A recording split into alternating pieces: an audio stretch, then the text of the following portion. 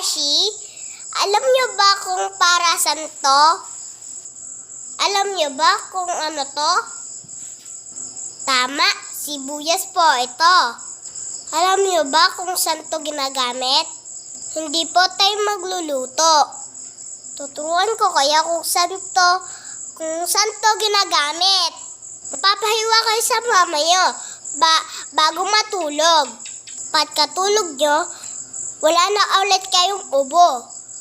Gamot po to sa ubo. Opo, tama po yun. Para po sa ubo.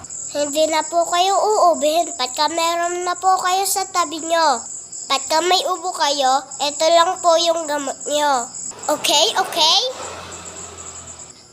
Magpabili lang kayo ng 1 kilo na sibuyas.